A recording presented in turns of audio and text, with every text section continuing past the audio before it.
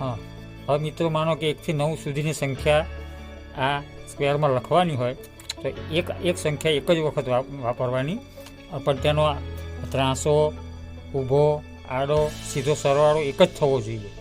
એની અમે તમને ટ્રીક શીખવાડીએ છીએ. જો સીધી રીતે કરશો તો નહીં થાય, પણ એની અમે તમને એક સૌથી સહેલી અને સરળ રીત શીખવાડીએ છીએ. બરાબર? તો માનો કે 1 થી 9 આંકનો ઉપયોગ કરવાનો હોય તો આ રીતે બાજુમાં એક કાલ્પનિક સ્ક્વેર બનાવી દેવાનો, કે જેનો સાચો જવાબ પછી આપણે જેનો પહેલાંવાળા બોક્સમાં લખીશું. તો સૌપ્રથમ આ રીતે બનાવવાનું અને ત્રાસમાં માનો કે 83 લીટીમાં આ રીતે 1 લખવાનું. બરાબર? પછી આ રીતે 2, 3, પછી આ ક્રોસ લેવાનો, અહીં 4 લખવાનું, અહીં 5, અહીં 6. એ જ રીતે આ 83માં લીટીમાં જવાનું છે. માનો કે અહીં 7, અહીં 8 કરવાનું, અહીં 9 કરવાનું. હવે મિત્રો તમે ધ્યાનથી જોજો કે હવે જે આપણે પહેલું સ્ક્વેર જેમાં આપણે એનો સાચો જવાબ લખવાનો છે ત્યાં આવીએ છીએ. હવે કે માનો કે આમાં એનો સાચો જવાબ લખી નાખશું. તો જે અહીં લખીએ, માનો કે આ સ્ક્વેરમાં જે 2, 6 જે અંદરના જે ખાનામાં જે છે આંકડા, એ સેમ જે બાજુના સ્ક્વેરમાં આપણે એ જ જગ્યાએ લખી નાખીશું. તો માનો કે 2, 6, પછી 5, 4 જે ખાનામાં છે એ જ ખાનામાં, અને 8. બરાબર? હવે તમે ધ્યાનથી જુઓ કે જે આ બાજુના સ્ક્વેરમાં આપણે જે બનાવ્યું છે, માનો કે આ સાઈડમાં જે એકડો છે એ પહેલાં આપણે સાચું જે બાજુના સ્ક્વેરમાં જે મૂકવાનો છે તે એને વિરુદ્ધ દિશામાં, એટલે અહીં મૂકશું. માનો કે આ સાઈડમાં છે એ અહીં મૂકશું. એનો મતલબ કે એ એકડો આ સ્ક્વેરમાં આ જગ્યાએ આવશે. બરાબર? હવે માનો કે જોડેવાળા સ્ક્વેરમાં જે આ 9 આ સાઈડમાં મૂક્યા છે, તો આપણે બાજુનો જેમાં જવાબ લખવાનો છે ને આ સાઈડ અહીં 9 લખશું. તો એ 9 અહીં આવશે. બરાબર? આ જગ્યાએ આવશે. એ જ રીતે મિત્રો કે જે આ સ્ક્વેરમાં જે આપણે 3 અહીં લખ્યા છે આ જગ્યા પર, એ અહીં સાચા સ્ક્વેરમાં આ જગ્યાએ આવશે 3. જાઓ, માનો કે એ 3 અહીં આવશે. બરાબર? એ જ રીતે માનો કે 7 અહીં લખ્યા છે આપણે, તો એ પેલા સ્ક્વેરમાં અહીં આ જગ્યા પર લખવાના થશે. તો એ રીતે અહીં 7 અહીં આવશે. હવે તમે જોશો કે બધી જ બાજુનો સરવાળોમાં કે 2 ને 7 9, 9 ને 6 15. બરાબર? 15 થાય છે. માનો કે 2 ને 9 11, 11 ને 4 15, એ 15 થશે. 4, 3, 7 વત્તા 8 બરાબર 15. 8 ને 1 9, 9 ને 6 15, 4 ને 5 9, 9 ને 6 15. આ રીતે ઊભો, આડો, ત્રાંસો બધો સરવાળો એક જ થશે. અને આ જ રીતે મિત્રો તમે 21 થી 29ની સંખ્યા હોય, 31 થી 39 હોય, 41 થી 49 હોય, એ રીતે તમે પ્રયત્ન કરી જોજો. તો આ રીતે સરવાળો એક જ થશે. અને છતાં પણ કંઈ તકલીફ પડે તો અમને કોમેન્ટમાં જાણ કરજો. બરાબર? ચલો, તો એ જ રીતે મિત્રો જે 21 થી 29ની સંખ્યા લઈશ અને પણ એનો સરવાળો આ રીતે આડો, ઊભો, ત્રાંસો એક સરખો સરવાળો થવો જોઈએ. તો હવે આ એક નાની એવી ટ્રીકથી પહેલાં 21 થી 29 સંખ્યા લેવાની છે. એટલે માનો કે આપણે અહીં પહેલો આંકડો 21 અહીં લખશું. 21 આ રીતે ક્રોસમાં, 22 અહીં 23, પછી આ રીતે ત્રાંસો છે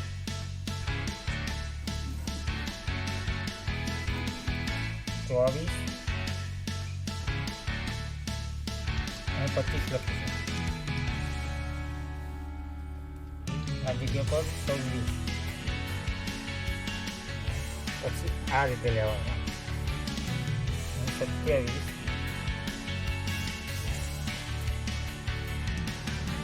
અને 28 લખીશું. આ જગ્યા પર 29 આવશે. હવે માનો કે આપણે આ 9 બોક્સમાં જ અક્ષર મૂકવાના છે, પણ પછી માનો કે આ થઈ ગયા પછી આ બાજુ જે 21 લખ્યા છે તે આ બાજુના ખાલી સ્ક્વેરમાં લખવાના છે 21, બરાબર. એ કર્યા પછી તમે આ રીતે ભૂસી નાખશો તો પણ ચાલશે. માનો કે આ બાજુ 21 લખ્યા પછી આ ચેકી નાખશો તો પણ ચાલશે. તો તમારે બીજું સ્ક્વેર નહીં બનાવવું પડે. તો માનો કે એ રીતે આ જે 29 છે તે આ બાજુ લખવાના રહેશે 29. એ પછી આની પણ આ પણ ચેકી નાખશો તો ચાલશે. માનો કે તમે અલગ સ્ક્વેર બનાવો તો વાંધો નથી, ના બનાવો તો આ રીતે કરી શકાય, બરાબર. હવે માનો કે આ જે 23 છે તેની અધર સાઈડ એટલે કે વિરુદ્ધ દિશાનું જે ખાલી બોક્સ છે ત્યાં 23 લખશો, બરાબર. એ પણ ચેકી નાખીએ એટલે તમને ખ્યાલ આવે કે 9 સ્ક્વેરમાં આ છે. હવે માનો કે આ જે 27 છે તેને વિરુદ્ધ દિશામાં અહીં 27 લખીશું, બરાબર. આ ચેકી નાખો તો પણ ચાલે, અને અલગથી બીજા સ્ક્વેરમાં બનાવો ચોરસમાં તો પણ ચાલે. હવે તમે મિત્રો જોશો કે 22 + 27 + 26 એ રીતે બધો સરવાળો એક જ થશે. તમે કરી જોજો કે આ કોઈ પણ રીતે સરવાળો એક જ થતો હશે. એટલે આ એક ટૂંકી રીત છે. તો તમે એ રીતે 51 થી 59 કે કોઈ બી સંખ્યાનું કરી જોજો, સરવાળો બધી બાજુ એક જ થશે. અને તમે અલગ ચોરસમાં આ કરી દેશો તો પણ ચાલશે. પણ એક જ ચોરસ દોરી અને તમને સહેલાઈથી સમજાય એટલે અમે એક જ ચોરસમાં તમને સમજાવવાનો પ્રયત્ન કર્યો છે. જો મારો પ્રયત્ન આ ટ્રીક તમને ગમી હોય તો અમારા વિડીયોને લાઈક, શેર અને સબસ્ક્રાઈબ કરવાનું ભૂલતા નહીં. હાલો તો મિત્રો, હવે આપણે 151 થી 159 સુધીની સંખ્યાનું આ રીતે કરી જોઈએ.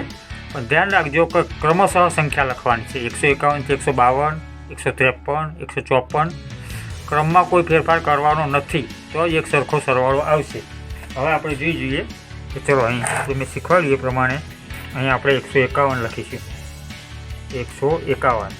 એ જ પ્રમાણે અહીં 152, અહીં લખીશું 153. પછી આ રીતે આપણે જોઈએ અહીં 154 લખીશું, અહીં 155 લખીશું, અહીં 156. એક સંખ્યાનો ઉપયોગ એક જ વાર કરવાનો છે, બીજી વાર રિપીટ કરવાનો નથી. 156 અહીં લખીશું, 157 અહીં 158 અહીં લખીશું, 159 સાચે 159, બરાબર. માનો કે હવે આપણે આ જે સ્ક્વેર છે એ તો મૂળ એના બોક્સમાં રાખવાનું નથી, પણ આ 159 છે તે તેની વિરુદ્ધ દિશાનું જ્યાં ખાલી બોક્સ છે ત્યાં એમાં લખીશું 159, બરાબર. હવે આ લખાઈ ગયા, એના પછી આપણે ચેકી નાખીએ એટલે તમારા ધ્યાન ઉપર આવે નહીં. 159 એ રીતે જ્યાં 151 છે એની વિરુદ્ધ દિશાનું જ્યાં સ્ક્વેર છે 151 એ અહીં લખીશું. હવે એનો પણ આપણે અહીં કહેતાઈ દઈએ જેથી તમારું ધ્યાન ત્યાં ભટકાય, બરાબર. હવે આ જે 157 છે તેની વિરુદ્ધ દિશાનું એટલે કે અહીં આ જે ખાલી ખાનું છે ત્યાં લખીશું 157. એને પણ આપણે દૂર કરી દઈશું, બરાબર. હવે રહ્યું આ 153 એ અહીં લખીશું, એના વિરુદ્ધ દિશામાં 153. હવે માનો કે એને પણ હટાવી દેશે તો આપણી પાસે 9 ખાના જ રહેશે અને 9 સંખ્યાઓ જ રહેશે. તમે જુઓ, હવે ધારો કે તમે આનો સરવાળો કરશો 152 + 157 + 156 બરાબર 465 થશે. તમે 152 + 159 + 154 સરવાળો કરશો તો પણ સરવાળો 465 જ થશે. 154 + 153 + 158નો સરવાળો કરશો તો પણ 465 જ સરવાળો થશે. અને માનો કે 154 + 155 + 156 એનો સરવાળો કરશો તો પણ 465 જ થશે. આ રીતે કોઈ પણ સંખ્યા લેવાય, પણ શરત એટલી કે સંખ્યાઓ ક્રમશઃ લેવાની છે. માનો કે તમે 167થી પસંદ કરો તો 167, 168, 169 એ રીતે લખવાના છે. અને પછી આ રીતે કરી દેજો તો સરવાળો એક સરખો જ થતો હશે.